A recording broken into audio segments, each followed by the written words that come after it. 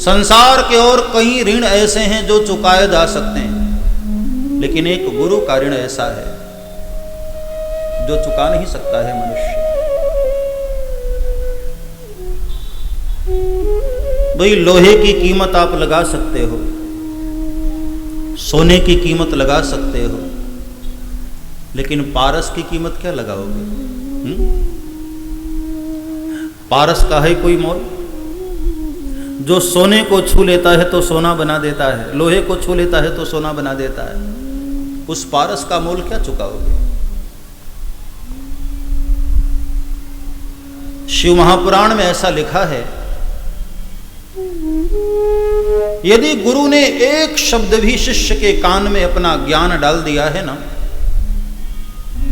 तो धरती पर ऐसी कोई वस्तु नहीं जिसको देकर शिष्य उस ऋण का मोल अदा कर सके।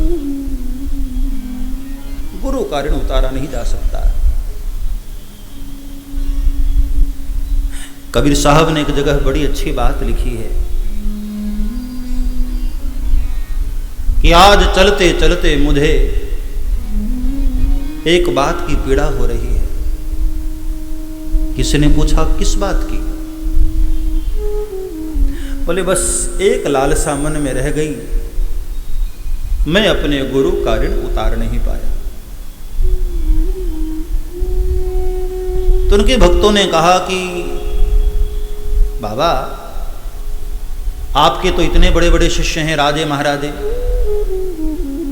उनसे कोई भी चीज लेकर के गुरु जी को दे दीजिए ना। कबीर साहब हंसने लगे कि भैया धरती पर ऐसी कोई चीज नहीं है जिसको देकर मैं अपने गुरु का ऋण उतार सकूं। भाई ज्ञान का मोल क्या लगा सकते हो आप?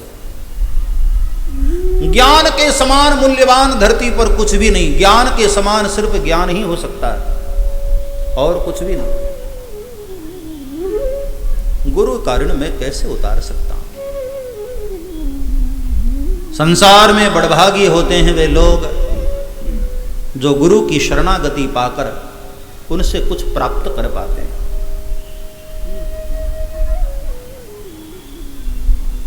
धन्य भागी हैं वे लोग जिन्होंने किसी अच्छे सदगुरु की शरणागति पाई है। बड़े भाग्यशाली हैं वे लोग। संसार में गुरुदेव न होते तो आप सोचो मनुष्य की क्या गति होती। भाई पीछे का कम करो, बहुत बहुत पीछे से।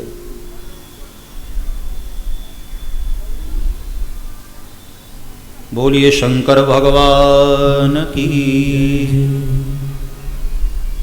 जिन्होंने हमें ज्ञान का प्रकाश दिया, जिन्होंने हमें सन्मार्ग पर चलना सिखाया, जिन्होंने हमें सत्संग दिया, उनका ऋण आप कैसे उतार सकते हो? शौनक आदि के ऋषियों ने सूत जी से कहा कि भगवान मैं आपका ऋण कैसे उतार सकता हूं? आपके श्रीमुख से सुनी हुई शिव महापुराण की महिमा को आत्मसात करने की कोशिश कर रहे हैं, लेकिन अभी मन भरा नहीं महाराज। और जरा हमें जानने की लालसा है शिव महापुराण की और महिमा क्या है। नमः शिवाय ओम नमः शिवाय, हर हर हर बोले नमः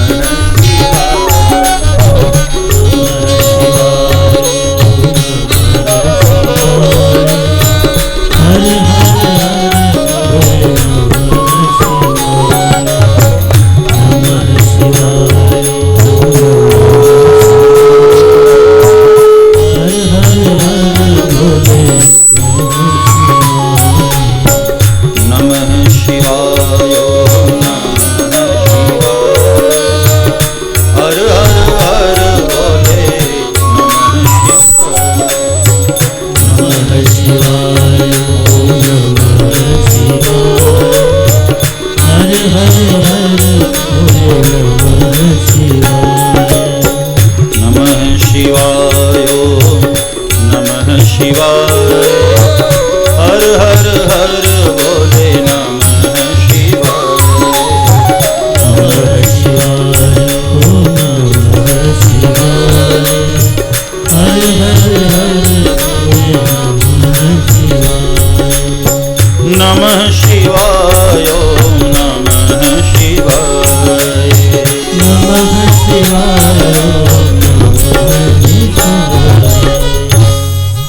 सौनकादिक ऋषियों के मन की लालसा को सुनकर सूत जी अत्यंत प्रसन्न हुए, बड़े खुश हुए।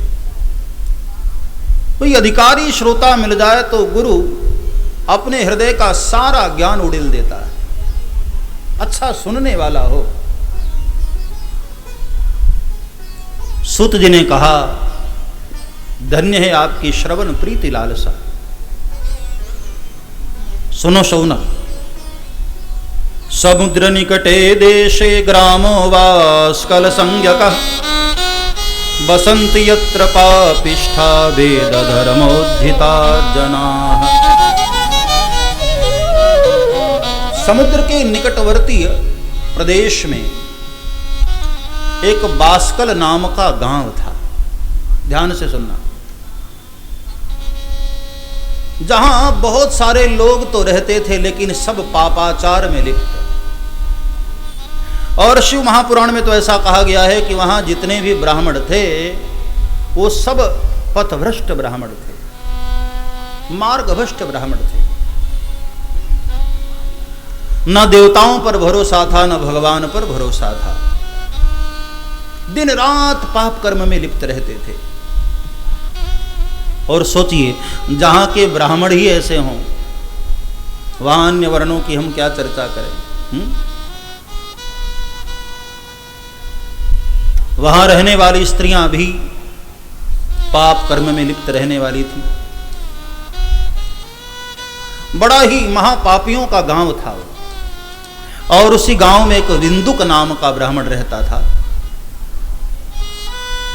पैसे वाला था, शादी हुई और एक बड़ी ही धार्मिक पत्नी उसको मिली। नाम था उसका चंचुला। बड़ी सुंदरी थी वो। लेकिन ऐसी सुंदर पत्नी पाकर के भी बिंदुक अपना पाप बंद नहीं किया। ऐसी धर्मपरायण स्त्री को पाने के बाद भी बिंदुक ने एक वेश्या के साथ प्रीति कर ली। घर में इतनी सुंदर पत्नी है लेकिन बिंदुक पापाचार में लिप्त है, व्यभिचार में लिप्त है। और देखो, काम और क्रोध ये दोनों ऐसे शत्रु हैं मानव के, जो न चाहते हुए भी पाप करवा लेते हैं। कभी कभी आपने देखा होगा कि बहुत ज्यादा क्रोध में अनायास हमसे पाप हो जाता है। हम चाहते नहीं लेकिन गुस्से में हो गया। ऐसे ही काम का वेग है, ऐसे ही क्रोध का वेग है। ये जवानी के बड़े प्रबल शत्रु है। इसलिए श्रीमद् भगवद गीता में भगवान कृष्ण ने कहा, हे महाबाहो अर्जुन, जहि शत्रुम महाबाहो काम रूपम दुरासदम। ऐसे शत्रुओं को द्वार पर ही खत्म कर दो, भीतर आने ही मत दो। क्योंकि अंदर आ गए तब तो बड़े प्रबल हो जाते हैं। ये शत्रु है। चंचुला बहुत समय तक अपने पति की प्रतीक्षा करती रही कि शायद अब संभल जाएंगे, अब सुधर जाएंगे, अब मुझे प्यार करेंगे। लेकिन बिंदुक पापी था। अपनी धर्मपरायण स्त्री की भावनाओं को समझा नहीं, पाप में ही लिप्त रहा। चंचुला भी कितने दिन तक अपने धर्म को रोक पाती। बहुत समय तक अपने पति की प्रतीक्षा की उसने। समाज के डर से, धर्म के भय से अपने धर्म को बचाती रही। लेकिन आखिर एक दिन उससे भी भूल हो गई और उसने भी किसी पर पुरुष के साथ प्रीति कर लिया। दोनों ऐसे ही अपने अपने पाप कर्म में लिप्त रहे, समय बीतता रहा। और एक दिन ऐसा हुआ कि बिंदुक अचानक घर पर आया और उसने अपनी पत्नी को किसी पर पुरुष के साथ देख लिया। बड़ा नाराज हुआ और अपनी पत्नी को बहुत मारा उसने। बाद में चंचुला ने रोते हुए कहा कि नाथ, मैं मानती हूं कि मेरे से अपराध हुआ है, भूल हुई है। लेकिन आप अपने दिल पर हाथ रख करके कहिए कि क्या आपने ये भूल नहीं किया है? आपने पाप नहीं किया है? क्या अकेले अपराधी मैं ही हूं? आप अपराधी नहीं हैं। इतनी सुंदर स्त्री घर पर आप छोड़कर बाहर आप वेश्यागमन करते हैं, पराई स्त्री के साथ रहते हैं। आखिर मेरी भी तो भावना है, मैं भी तो एक स्त्री हूं। मेरे पिता ने मेरा कन्यादान आपके हाथ में किया तो मैं तो आपके भरोसे ही आई थी ना।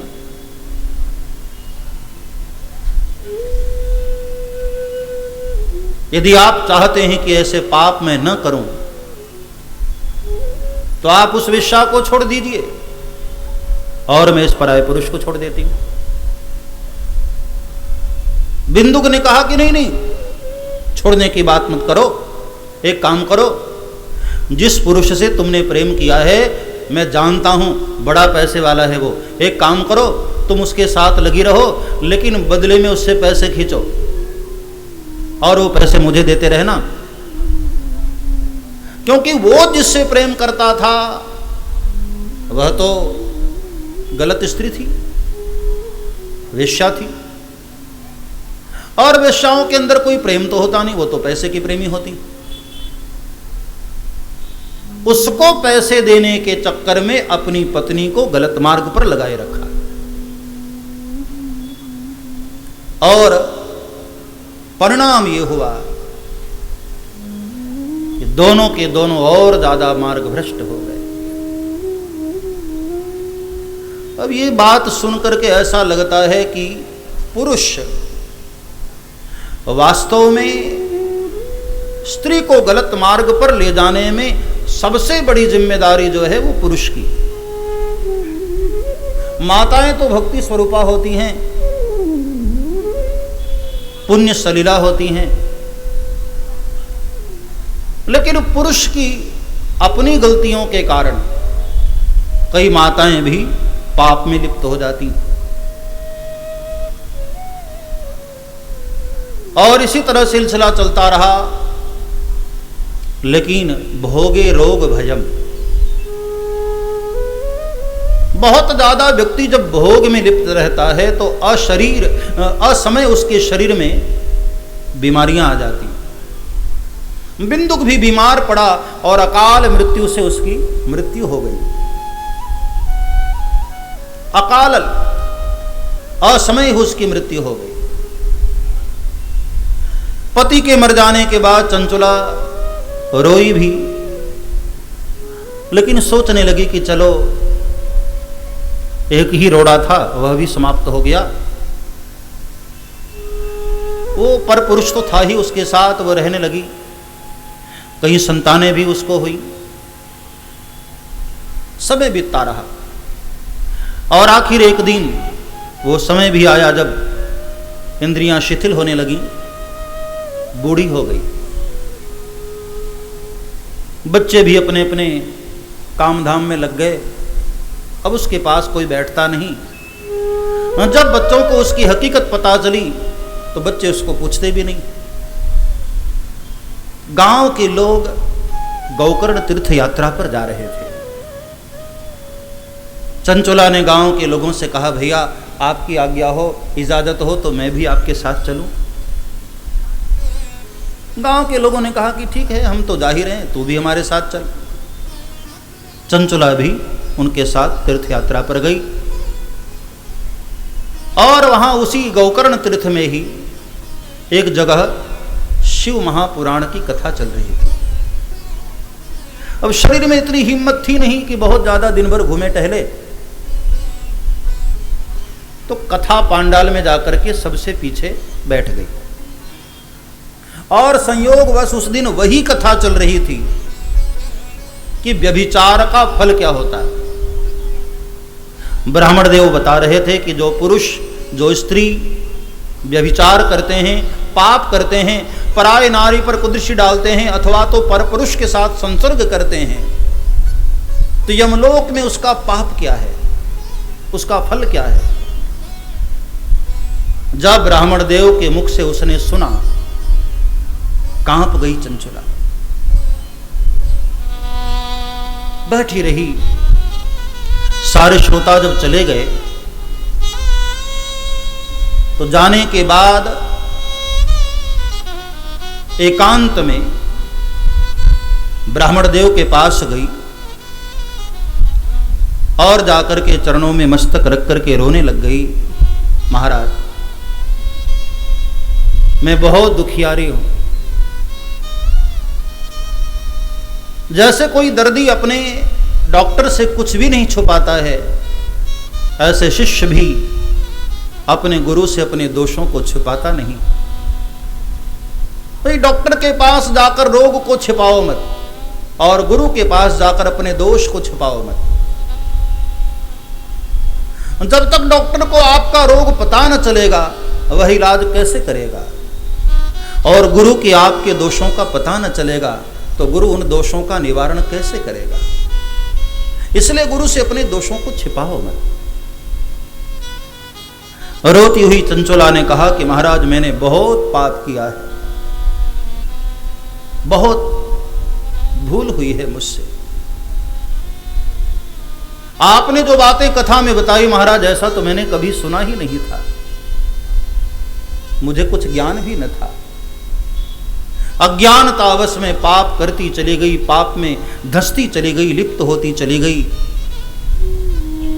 आज आपने जैसी जैसी बातें बताई महाराज, मुझे तो लगता है मैं मरूंगी तो बाद में। अभी से मुझे ऐसा लगने लगा है जैसे यमदूत के कोड़े मुझे लग रहे हैं। आंख में अश्रु लिए हुए और रोने लगी। क्या महाराज, मेरे पापों का कोई प्रायश्चित है? पाप तो मैंने किया ही है, लेकिन अब इस पाप से क्या मैं अभी भी बच सकती हूं? क्या मैं यमपुरी जाने से बच सकती हूं? ब्राह्मण देव बड़े करुणावान थे। ब्राह्मण देव ने कहा कि बेटी रो मत।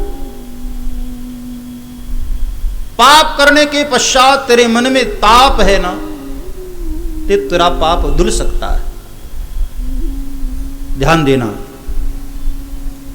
पश्चाताप का मतलब है पाप पश्चात। पश्चात का मतलब बाद में। पाप पश्चात ताप। पाप करना यह तो अपराध है ही है, लेकिन इतना बड़ा अपराध नहीं। पाप के पश्चात यदि आपके मन में ताप आ जाए ना, तो ताप आपके पाप को जला सकता है। संसार में कौन मनुष्य ऐसा है जिससे पाप नहीं हुआ? सबसे भूल हुई, सबसे पाप हुआ। लेकिन किस्मत वाले वे लोग होते हैं जिनके मन में पश्चाताप आ जाता है। मन में ग्लानि होती है। सबसे बढ़िया बात बताई गई शिव महापुराण में कि पश्चाताप आ जाए और ऊपर से कोई भगवान की कथा सुन ली जाए, बस सारा पाप जलकर भस्म हो जाएगा। पाप, पश्चाताप और भगवान की कथा। ब्राह्मण देव ने कहा, बेटी तेरे मन में पश्चाताप है ना, एक बार तू प्रेम से शिव महापुराण की कथा सुन ले, सारे पाप तेरे जलकर भस्म हो जाएंगे। भोलेनाथ बहुत करुणावान है, बहुत करुणा करते हैं भोलेनाथ, अकारण करुणा करने वाले। एक बार तो प्रेम से शिव महापुराण की कथा सुन ले। चंचुला ने कहा कि महाराज, मेरे पास जो भी है सब मैं आपको अर्पित करती हूं, मुझे आप एक शिव महापुराण की कथा सुनाइए। मैंने जीवन में बहुत कुछ पाया है, बहुत कुछ देखा है, अब कुछ पाने को शेष नहीं है महाराज, मैं सब अर्पित करती हूं आपको।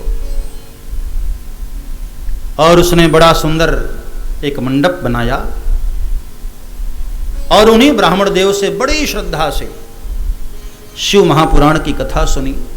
और कथा सुनते सुनते उसके आंख में अश्रु बहते रहे। 11 दिन तक कथा चली, रोती ही रही चंचुला। और उस आंसुओं में सारा पाप धुल गया। भगवान शिव की कथा उसके कानों में गई, अंतःकरण पवित्र हुआ। बाद में उन्हीं ब्राह्मण देव से उसने शिव मंत्र की दीक्षा भी ली और उसी पंचाक्षर मंत्र का जाप करती रही, पुण्य कर्म करती रही। अंतकाल आया और अंतकाल में सहज रूप से उसके प्राण निकले। ध्यान देना, जिसने बहुत पाप किया है जीवन में ना, उसके प्राण आसानी से नहीं निकलते, बड़ा कष्ट पाता है। भगवान श्री कृष्ण कहते हैं, जन्म मृत्यु जरा व्याधि दुख दोषानुवर्तनम। मृत्यु के समय बड़ी भयंकर पीड़ा होती है, भयंकर वेदना होती है। आपने देखा होगा, मरने वाला बड़ा तड़पता है, आसानी से प्राण नहीं निकलते, बहुत तड़पन होती है। 4 प्रकार के दुख हर मनुष्य को परेशान करते हैं और उसमें एक दुख का नाम है शरीर वेदनात्मक दुख। अंतकाल में प्राण निकलने से पूर्व शरीर में भयंकर वेदना होती है।